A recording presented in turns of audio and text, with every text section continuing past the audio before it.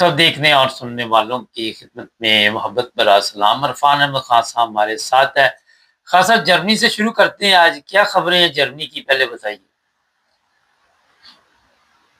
कुमार साहब, जर्मनी में आपको पता है रोज इसका जिक्र आता है कि इलेक्शन की वजह से दो सूबों में जो अहम इंतखाबात हैं और जहां खौफ है एएफडी के इख्तिदार में आने का, उसकी वजह से बाकी जिंदगी बड़ी मुतासर है। ज्यादातर खबरें जो है वो इन इलेक्शन से गिरदी जो है वो घूम रही है।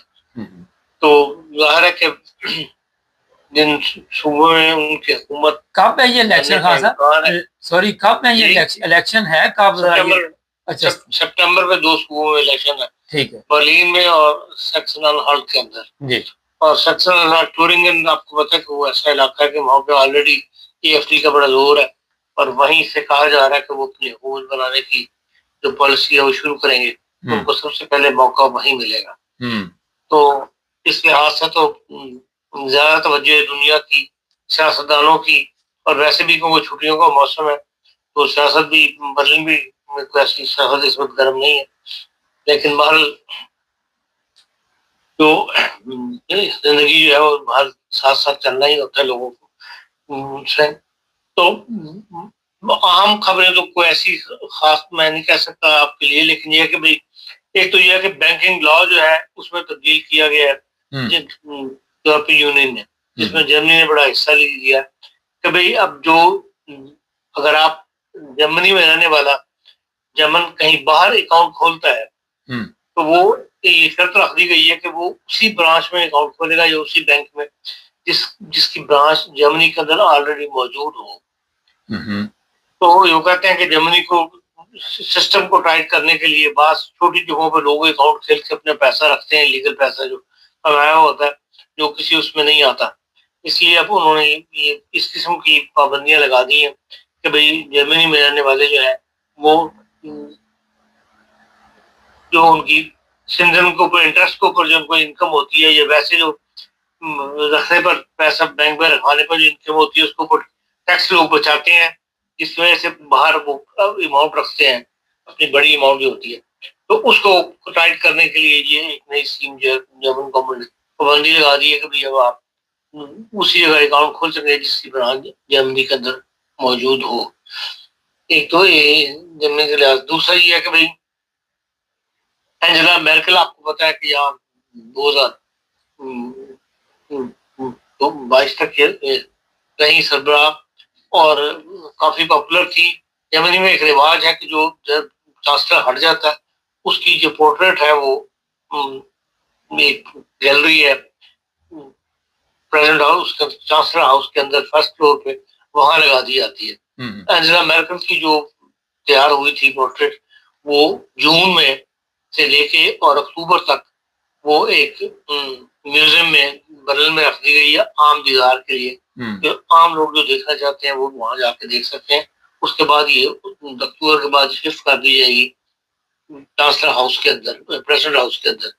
तो उसके बारे में रिकॉर्ड ये बताया गया है कि भाई रिकॉर्ड लोग देखने के लिए, रिकॉर्ड मतलब इतनी बड़ी तादाद में लोग वहां गए हैं कि कभी किसी चांसलर को तादाद में इतनी बड़ी तादाद में लोगों ने दिलचस्पी नहीं ली उसको देखने के लिए, जिससे एंजेला मैर्केल के पॉपुलर होने का आज भी लोग उसको जिस तरह मकबूल समझते हैं सियासत से निकलने के बावजूद, वो आज भी उसी तरह पॉपुलर है। और जो म्यूजियम का डायरेक्टर उसने कहा कि तो हमारी नॉर्मल लोग आके जिस तरह देखा करते हैं किसी हेड ऑफ द स्टेट्स की, उसमें 85% लोग मैं कहता हूँ कि ज्यादा है जिन्होंने एंजेला मैर्केल की तस्वीर में इंटरेस्ट लिया है। इस तरह जर्मनी में कल ड्रोन सेंटर जो है वो बर्लिन से साउथ में हैकलिंग एक जगह है, वहां पे एक प्राइवेट एयरपोर्ट था, वहां पर कल उसका खिलाफ हुआ है। और जहां ये बात फंक्शन में सब बात सामने आई कि एक साल के दौरान 1000 से ज्यादा ड्रोन जो है उनको फेस किया है जर्मनी ने, जो रूस की तरफ से कहा जाता है कि आए हैं। तो और ये इसकी डायरेक्शन भी जो है सेंटर बनाया गया वो भी वहां से रूस करीब है और ईस्ट जर्मनी का हिस्सा इस पर हिस्सा, जिसकी वजह से कहते हैं कि ये ड्रोन सेंटर जो है यहाँ पर अब मजीद तहकीक वगैरह की जाएगी और ड्रोनों को रोकने के लिए जो है वो टेक्नोलॉजी वहाँ लगाई जाएगी कि जो ही ड्रोन जर्मनी की सरहद में दाखिल हो, चाहे वो कितने नीचा हो, उसको जो है वो कैच कर लिया जाए। इसी तरह जर्मनी में गर्मी की वजह से जो तूफान आया हुआ है, इस तरह लोग डिस्टर्ब है। अब उन्होंने, आपको पता है, यहाँ हर चीज जो है वो कानून साजी के तहत चलती है। तो एयर कंडीशन वगैरह लगाने के ऊपर भी बकायदा जो कानून थे उनको नरम किया जा रहा है, ताकि लोग खैमाजात वगैरह के अंदर या ऐसी जगहों पर जहाँ पर आमतौर पर कानून रुकावट था, वहां भी एयर कंडीशन जो है वो लगाने की इजाजत जो है दी जाए जी। तो ये तो आप कह लेंगे जर्मनी की। अच्छा खासा, ये जर्मनी की खबरों पे एक दो सवालात है। जो आपने ये बात बताई कि बैंक अकाउंट उसी ब्रांच में खोला जाएगा, ये इंटरनेशनल लेवल पे इस तरह का या यूरोप में इस तरह की? यूरोपीय यूनियन के अंदर। अच्छा, यूरोपीय यूनियन। यूरोपीय यूनियन के जो ममालिक हैं वो उनसे बाहर अगर वो कोई अकाउंट खोलते हैं, जैसे इंग्लैंड में आप खोलते हैं या अमेरिका में खोलते हैं, तो लाजमी उस बैंक में खोल सकेंगे जहां पर के जिसकी जो जर्मनी के अंदर ऑलरेडी काम कर रहा हो। अच्छा, तो आप देख रहे हैं कि लोग जो इससे काफी जो है क्या इसका रद्द-ए-अमल आएगा लोगों में? इसमें उसका समझिए कि ऐसे जगह जो छोटा अकाउंट होता है उसको तो कोई नहीं पूछता। तो जो बड़े-बड़े लोग अपनी इलीगल कमाई को छुपाने के लिए ऐसे काम करते हैं, वो उनके लिए और रास्ते खुले हुए हैं। वो और रास्ते मतलब रास्तों से चले जाएंगे। अभी भी थोड़े में भी इतनी कानून साजी हो गई है, लेकिन उसके बाद अभी भी वहाँ लोगों के अकाउंट है। लग्जमबर्ग में भी कानून साजी हो गई है, लेकिन फिर भी वहाँ भी अभी भी लोगों के अकाउंट्स हैं किसी न किसी तरीके से मौजूद है। ये बाहर हुकूमती कोशिशें होती हैं कि भाई चोरों को पकड़ने के लिए ये टैक्स की रकम जो बचाई जाती है उसको पकड़ने के लिए हुकूमत अपनी कार्रवाइयां करती रहती है। लोग जो है वो अपने तौर पे अपने रास्ते जो है नए तलाश करते रहते हैं। जी, इसके अलावा क्या खबर आपके पास? इसके अलावा बहुत बड़ी खबर जो जिसका चाहिए वो सियूटा की हालत जार है। इसके ऊपर जर्मन के टेलीविजन ने फिल्म दिखाई है, बनाई है। और आपको पता है जो 80,000 बंदा वहां आ गया था, फिर वहां से उसको निकाला गया। उसमें से अभी भी कहते हैं कि हुकूमत तो ये कहती है कि 5,000 है, लेकिन जो टेलीविजन वालों ने रिपोर्ट दी है वो कहते हैं कि 9,000 के करीब लोग अभी सियूटा के अंदर मौजूद हैं। और यूरोपियन यूनियन ने अभी 2 दिन पहले जो मीटिंग की थी इस मामले में, उसमें उन्होंने तमाम तर जिम्मेदारी थी वो मोरक्को और इनके दरमियान डाली थी, स्पेन की हुकूमत को फरमान कि ये आपस में जिस तरीके भी है इन लोगों को आने से रोकें और जो आ गए हैं उनको वापस वहां भिजवाने के बंद स्पेन जिम्मेदार है जिसके बॉर्डर पर आए हैं। और यूरोपीय यूनियन इस मामले में किसी किस्म की कोई मदद करने की या जो लोग वहां बच्चे मौजूद हैं उनको कोई हेल्प देने की जो है फेवर में नहीं थे। तो इसलिए फिर ZDF ने जो फिल्म बनाई है वो बताते हैं कि भाई वहां पर बहुत बुरी हालत के अंदर कोई 5,000 9,000 दुनिया जो रह रही है, जिसमें उनके बकौल 5,000 बच्चे हैं, जबकि जो यूरोपीय यूनियन है वो ये कहती है कि 1,190 बच्चा जो है वो है, टोटल 5,000 है। ये भारत दोनों फिगर के अंदर वो है। वहां पे कोई कारजाल इंडस्ट्रियल पार्क है, वो कहते हैं कि वहां पर दुनिया ने अपने डेरे डाले हुए हैं और लोग कुछ लोगों को मुकामी आबादी ने कुछ खेमे दे दिए हैं। और या आपकी जो कार्टन होते हैं बड़े बड़े गत्ते के, वो लोग फाड़ के तो उनके अपने उन्होंने एक जगह बनाई हुई है जिसके अंदर वो रह रहे हैं। उसी कार्टन वही उनकी हिफाजत कर रहा है या उनका घर है, दीवारें हैं, और उसी को नीचे बिछा के वो सो भी रहे हैं। और बास के पास बड़े फटे हुए कंबल जो है वो उन्होंने दे दिए, मतलब लोगों के पास थे, जिससे वो कहते हैं कि बीमार।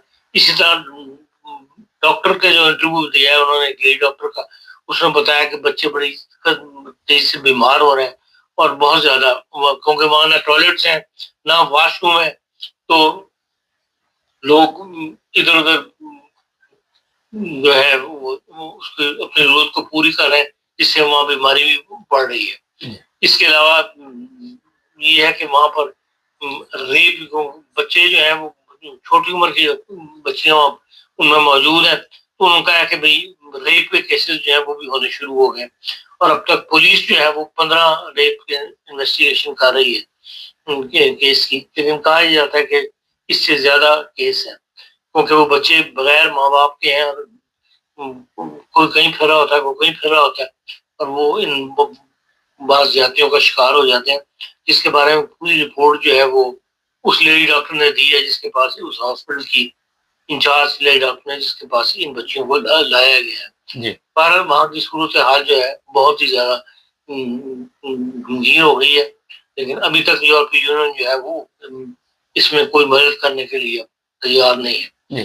तो अब देखें इसके खिलाफ, अब इस फिल्म चलने के बाद मुमकिन है कोई आवाज उठे और वहां पर जो है कोई जो लोग आ गए हैं उनके लिए कोई बंदोबस्त वगैरह जो है वो किए जाने की कोशिश की जाए। खान साहब, पाकिस्तान थोड़ा सा चलते ही हैं, अचानक कल से ये खबर जैसी चली कि सुप्रीम कोर्ट का एक फैसला आया, उसके बाद जो नून लीग वाले हैं उन्होंने आके वहां पे तूफान बर्पा किया और सोशल मीडिया पे किस चीज का खौफ है? खौफ क्या, देखें अब ये सब जो वहां पर तब्दीली लाने की कोशिश की जा रही है, जो कोशिशें इस मामले में मतलब कदम उठाए जा रहे हैं, उनके अंदर एक दूसरे को खरीदने के लिए, एक दूसरे को प्रेशर के तौर पर इस्तेमाल करने के लिए इस किस्म की सहूलतें जो है वो बास को दी जा रही है, बास को टाइट किया जा रहा है। ये तजबिया है पाकिस्तान के अंदर जो बास ब्लॉगर है उनका। हम तो यहाँ बैठे हुए ऐसा बड़ा फैसला नहीं कर सकते, हम भी जहाँ पर जो हालात पढ़ते हैं देखते हैं उसी से अंदाजे लगाते हैं। तो बहरहाल अब इतना सा अर्सा गुजर गया था, इमरान साहब को अगर उनको थोड़ी सी रियायत दे दी है सुप्रीम कोर्ट ने, और वो भी इस हालत में दी है कि बाकी उनकी एक आंख जो है वो जाया हो रही है, उसके ऊपर इतना ववेला तो नहीं करना चाहिए। और हुकूमत जो जिसने कल ऐलान किया कि वो इस फैसले के खिलाफ अपील करेगी, उसको अपील करनी नहीं चाहिए, क्योंकि बहरहाल उनकी एक आंख जब जाया हो रही है और हुकूमत ने सिर्फ इलाज का ही कहा है कि हाँ उनको बजाय जेल में रखने के इलाज किया जाए, उनको अशफा के अंदर दाखिल करके इलाज किया जाए। और ये हर बीमार जो बंदा है, कितना बड़ा मुजरिम हो, उसका ये हक है कि उसको अगर वो बीमार हो जाए तो उसको बाहर उसका इलाज जो है वो हुकूमत की जिम्मेदारी बन जाता है। तो इसके ऊपर जितना ववेला किया जा रहा है उसके पीछे कोई ना कोई बैकग्राउंड में कोई ना कोई और नई बात होगी जो चंद दिन बाद सामने आएगी। हाँ, ये भी बातें शुरू होगी नून लीग की तरफ से कि नवाज शरीफ के खिलाफ दोबारा कोई साजिश हो रही है, लेकिन साजिश तो इन्होंने जो की हुई है वो नजर नहीं आई किसी को, जिस तरह इन्होंने सिस्टम को दरम भरम किया और जिस तरह इन्होंने खुद जो इलेक्शन है, ये जो चीजें भी है उसके नताइज बदले बदले बदले जो भी किया। देखिए जो जिस बयान का हवाला दे रहे हैं वो नासिर भट्ट का बयान है। नासिर भट्ट आपको पता है कोई ना तो कोई ऐसी इंपॉर्टेंट फिगर है, ना वो सियासतदान है, वो तो एक वफादार है, जिसे कह लें मुहाफिज है उनका अपने शरीफ खानदान का या नवाज शरीफ साहब का, और उसकी इनाम के तौर पर उनको उन्होंने सेनेटर बनवा दिया नासिर भट्ट साहब को लंदन से लाके। तो उसके लिए इतनी वो नहीं देनी होनी चाहिए। ये बहरहाल एस्टेब्लिशमेंट का बताया ये नजर आता है फैसला कि नवाज शरीफ साहब को अब अमली सियासत में जो है वो नहीं आने दिया जाएगा। नहीं तो ये नून लीग को भी इसी वजह से फिक्र पड़ी हुई है कि ये जो वजारतें शजारतें ये खाबे शाबे बंद होने वाले। ये इसलिए कि जो तब्दीली जिसकी खुलकर अब गुफ्तगू होनी शुरू हो गई है, जो तब्दीली लाई जाएगी उसमें फिर जाहिर है इनके इनके छोटे सूबे बन जाएंगे, तो फिर इनकी ताकत खत्म हो जाएगी, इनकी रोब राब जो ये जिसके लिए सियासत करते हैं वो मैदान खाली हो जाएगा, तो इसलिए उनकी तकलीफ है और वो तकलीफ जो है इनको बुलवा रही है। लेकिन आप देख रहे हैं कि डील शील अंदर हुई है इमरान खान के साथ, आपका क्या ख्याल है? अभी तक तो कोई ऐसा इम्कान नजर नहीं आता। कहा वक्त है कि जब तक तो इमरान खान साहब झुकेंगे नहीं इस्टेब्लिशमेंट के आगे, उस वक्त तक जो तरीका है एस्टेब्लिशमेंट के काम करने का, उन्होंने जरदारी को भी झुकवाया, नवाज शरीफ को भी झुकवाया और इमरान खान को भी झुकना पड़ेगा। और नहीं तो फिर ये कि जो पीरियड उनका चल रहा है इस तरह उनकी जिंदगी गुजरती रहेगी। हाँ सर, एक बड़ा अहम सवाल है, ये जजों का अपना फैसला है या तो लिख के आया आ गया? देखिए जो जज है उसमें नईम अफगान साहब या इश्तियाक साहब, इब्राहिम इश्तियाक साहब या वहीद साहब, इनके बारे में अच्छी शोहरत के जज है। ये वो जज नहीं है जिनके बारे में कहा जाए कि वो ऊपर से हुक्म लेते हो या ऊपर का हुक्म मानते हो। हम्म। इस जी, बहुत शुक्रिया खान साहब का, थैंक यू। अच्छा जी, ये अभी जो बात है, लोगों के ज़हन में ये भी है शायद इमरान खान को छोड़ दें, ये कर दें, ये डबल गेम चल रही है, बड़ी खतरनाक इस्तेमाल किया जा रहा है। मैंने पिछले प्रोग्राम में बताया था, देखते हैं आगे आगे क्या होता है। चैनल को सब्सक्राइब कर लें, जुड़े